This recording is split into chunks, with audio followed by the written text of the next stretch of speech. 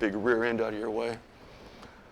We always do a generic shirt that says nothing to do with the show. Then we have show shirts. This is from 2 years ago when we did a show using Peter Gabriel music, and the show title was Don't Give Up. We did that one because we had a girl who was killed in a car wreck and rainbow flag, and that was her favorite and all those things. So that was real sentimental because ever since, this was in 2009 when the tragedy happened, and the band has never really, I'll cry, has never really let that go. And so we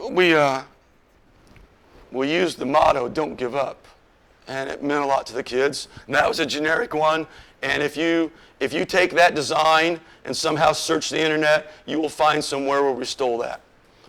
And if you take that design and search the Apple website, you will find somewhere where we stole that. They have an ad like that. And then we have, back in 2004, we did a show based that we called The Chase. And for that show, we came up with this, one of our guys came up with this, we call it the Running Man. And so it's become a tradition now. Every year, we somehow put the Running Man in our t-shirt design.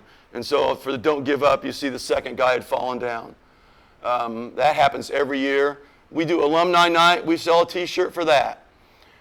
So back up. So that's at least 1, 2, 3, 4, 5. I think last year we actually had 6 different designs for one show. And I laugh when I'm not trying to be mean, but I smile when I look on the internet and see other schools and directors posting that the show shirts are in. We all go, show shirts? We got 6 of them. Which one would you want? We have to have a merchandise tent.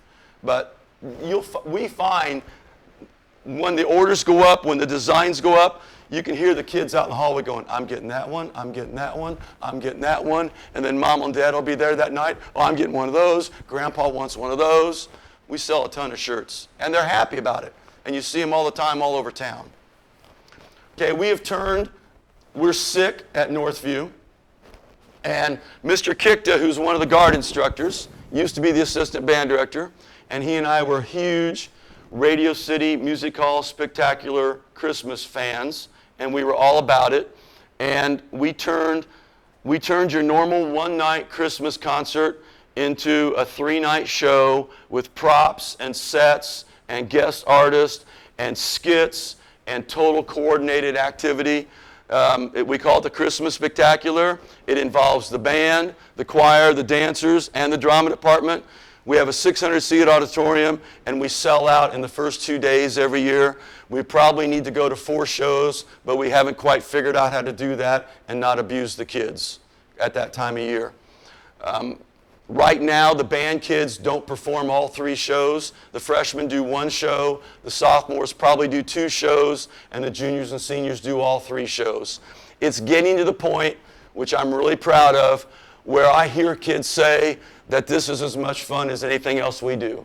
And of course, it started out that when we first started doing it, it wasn't. But the kids love it. The community now is totally all about it. That's why we sell out quickly. We went to online ticket sales this year, and the tickets, and parents love that. We started at 8 a.m., and there were hundreds sold by 8:15. We bring in guest artists paid for by grants, or we just get donations from someone in town to sponsor a guest artist. We've had Broadway singers from New York, etc. We do a buy a measure, sponsor a song, or sponsor the show program. So people get their name in the program. That brings in a ton of money. And one of the shows is always on Saturday night or Sunday afternoon, and we do a dinner before that. And of course, we sell t-shirts to go with it. And there's the picture from the auditorium. We tear the place completely apart. We have an old-fashioned 1986 steel heavy-duty stage. We take that whole thing out, lower it down. You can see the front row seats starting right there. We take out 2 rows of seats and build another stage in front of this arch. So the pit, this is supposed to be where the pit orchestra sits, but it's not big enough. So we have kids out here. We build a stage coming out of these stairs out this way for the percussion. There's another one on the other side. And then from here, we have what's it called, a thrust. We build it, comes all the way out. So there's band kids sitting on both sides of the thrust, and then the director's in front of that. So the singers and the actors and the dancers are on the stage, plus they can come right out almost into the audience. And I'm really proud of it, if you can't tell. There's a picture. We have a first-class Santa Claus, and he may be over in the courtyard right now teaching a flag routine. But he takes it. He's insane also, and works on the script for months. He's also our arranger, and we've already had meetings, and he's already writing music for the show.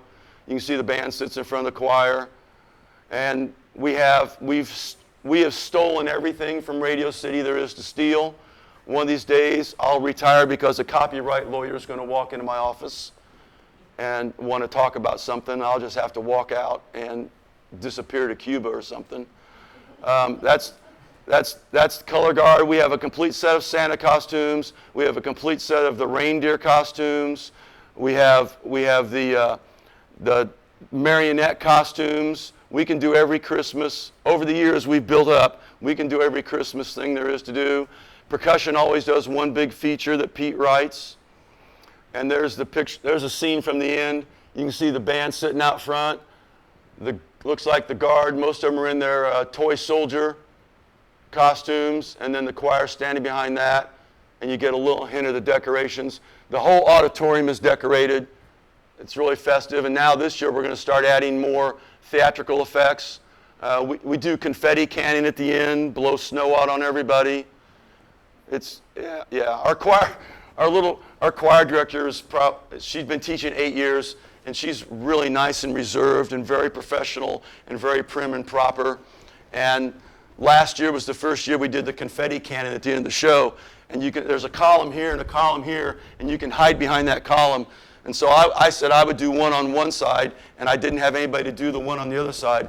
And God love Christina, she said, I'll do it. And I thought, okay, this ought to be good. Probably shoot herself in the foot or something. But anyway, we shot those confetti cannons off, and I've never seen a nice little petite, prim and proper woman so jacked about anything in her life. She couldn't wait for the next show. She was ready to go. But it's a lot of fun. The community loves it. The kids love it. And we are crazy.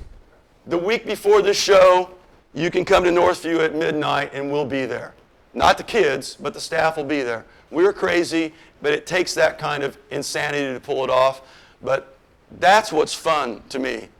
And, being there at 11:30 at night with the other band directors and the choir directors working on stuff, I love that. When I do finally retire, I say to myself, I'll probably miss that more than anything. And, of course, there's the T-shirt from last year. And there's a copyright lawyer somewhere right behind. Ruth Ann came up with this one. We do a kids drill team dance clinic every year. It's usually in early January, depends on basketball and winter guard schedules. It's for elementary and middle school kids. The high school guard, we basically shut down the guard for a day. Every winter guard in the world, every Saturday in January is prime rehearsal time. We just give that up, and we don't do a thing that day for the good of winter guard. We make up a routine. Every year the show has a different theme. It might be Disney. It might be something popular on the radio. It's going to be 4 or 5 songs put together. The little kids will have a routine, the older kids and older.